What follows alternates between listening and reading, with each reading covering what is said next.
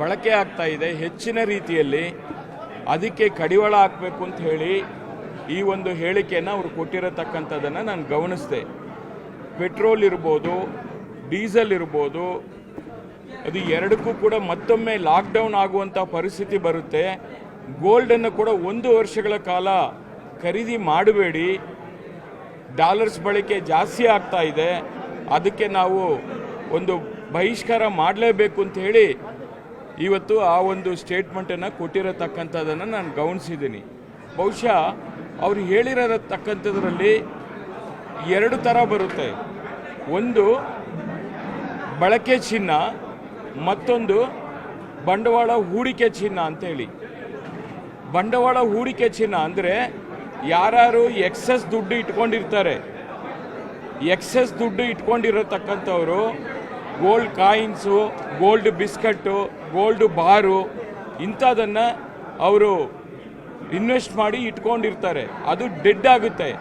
ಅಂಥದಕ್ಕೆ ಅವರು ಮಾಡೋದು ಬೇಡ ಅನ್ನೋದು ಅವರ ಉದ್ದೇಶ ಕೂಡ ಇರ್ಬೋದು. ಆದರೆ ಬಳಕೆ ಚಿನ್ನ ಅಂತ ಏನು ನಾವು ಕಳಿತೀವಿ, ದಿನ ಬೆಳಿಗ್ಗೆ ಶುಭ ಸಮಾರಂಭಗಳಿಗೆ, ಮದುವೆ ಮುಂಜಿಗಳಿಗೆ ಇಂಥದಕ್ಕೆಲ್ಲ ಕೂಡ ಆಭರಣ ಅನಿವಾರ್ಯ.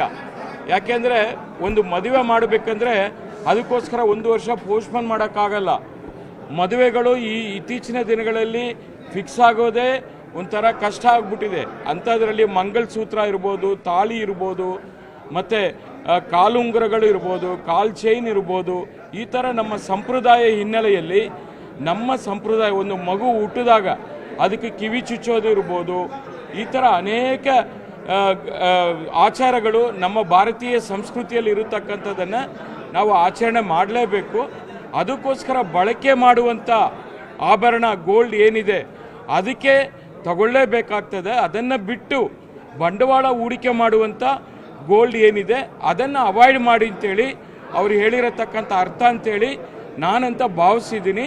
ಬಹುಶಃ ಮುಖ್ಯವಾಗಿ ಈ ಫಾರಿನ್ ಕರೆನ್ಸಿಗಳು ಹೆಚ್ಚೆಚ್ಚು ಬಳಕೆ ಆಗೋದನ್ನು ತಡೆಗಟ್ಟಬೇಕು ಅಂತೇಳಿ ಅವರು ಒಳ್ಳೆ ಉದ್ದೇಶ ಇಟ್ಕೊಂಡು ಹೇಳಿದ್ದಾರೆ.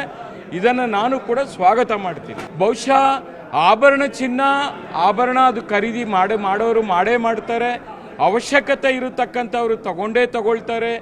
ನಮಗೆ ಹೊಟ್ಟೆ ಹಸಿವಿದೆ, ಇವತ್ತು ನಾನು ಊಟ ಮಾಡಬೇಕು, ಊಟ ಮಾಡೋ ಸಂದರ್ಭದಲ್ಲಿ ನನ್ನ ಹೊಟ್ಟೆಗೆ 2 ಇಡ್ಲಿ ಸಾಕು, ಹಾಗಂತೇಳಿ ಬರೀ 2 ಇಡ್ಲಿ ತಿಂದರೆ ಪರವಾಗಿಲ್ಲ, ಇನ್ನೂ 1 ತಿಂಗಳಿಗೆ, 6 ತಿಂಗಳಿಗೆ, 1 ವರ್ಷಕ್ಕೆ ಅಂಥೇಳಿ 100 ಇಡ್ಲಿ, 1000 ಇಡ್ಲಿ ಅಂತೇಳಿ ಖರೀದಿ ಮಾಡಿ ಇಡ್ತಾರಲ್ಲ, ಅಂಥವ್ರಿಗೆ ಇವರು ಮಾಡಬೇಡಿ ಅಂಥೇಳಿ ಇವತ್ತು ಮೋದಿಜಿಯವರು ಪ್ರಧಾನಮಂತ್ರಿಗಳು ಹೇಳಿರತಕ್ಕಂಥದ್ದು ಅಂತೇಳಿ ನಾನು ಭಾವಿಸಿದ್ದೀನಿ.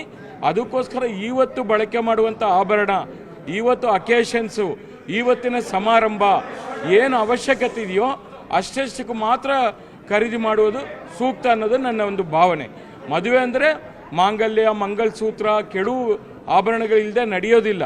ಅದೆಲ್ಲ ಕೂಡ ಅನಿವಾರ್ಯ ಅನ್ನೋದನ್ನು ಕೂಡ ನಾನು ಭಾವಿಸಿದ್ದೀನಿ.